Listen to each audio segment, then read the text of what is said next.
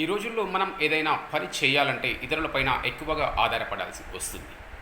ఎందుకనంటే ఒక ఎప్పుడైనా మనం ఆకలేస్తే ఎవరు లేనప్పుడు ఒక జొమాటో ఫుడ్ డెలివరీ బాయ్ పైన ఒక ప్రదేశం నుంచి ఇంకొక ప్లేస్కి వెళ్ళాలంటే ఒక ఓలానో ఊబరో లేదంటే ర్యాపిడోనో ఇలా ఆన్లైన్ సర్వీసెస్ పైన ఆధారపడుతున్నాం.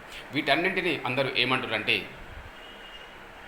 టెక్నాలజీ డెవలప్ అవుతుంది, మనం ఇంకా ఏదో గొప్పగా సాధిస్తాం అని అనుకుంటున్నారు. ఒక పర్సన్ ఒక విలేజ్ నుంచి ఇంకొక విలేజ్కి వెళ్ళాలని అనుకున్నాడు.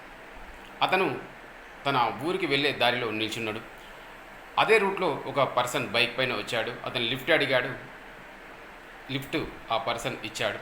ఆ పర్సన్ బైక్ ఉన్న పర్సన్ తన విలేజ్కి రీచ్ అయ్యాడు.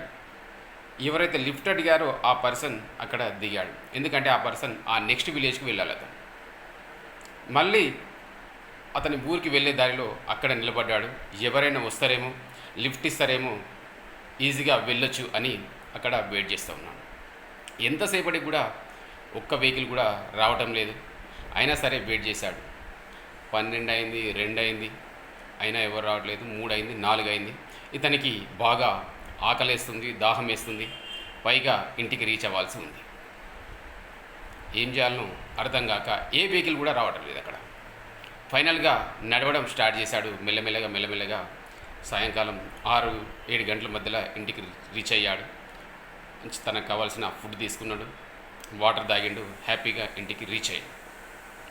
అంటే ఇక్కడ తెలుసుకోవాల్సిన విషయం ఏంటంటే మన లోపల అతని లోపల శక్తి ఉండి కూడా ఎవరో వస్తారు, నాకు లిఫ్ట్ ఇస్తారు, నేను మంచిగా ఈజీగా ఇంటికి రీచ్ అవ్వచ్చు అని చెప్పేసి ఇతరులపైన ఆధారపడి పొద్దున నుంచి సాయంత్రం వరకు అక్కడే వెయిట్ చేయడం వల్ల అతన్ని చాలా ఇబ్బంది పడ్డాడు.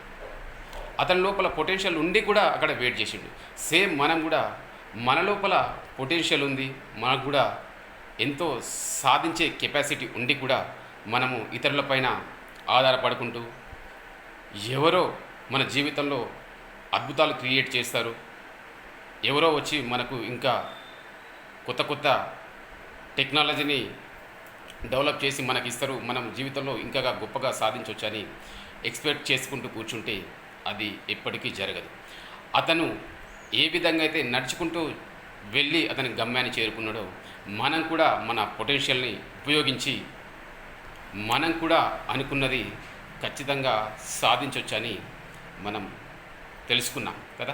Thank you.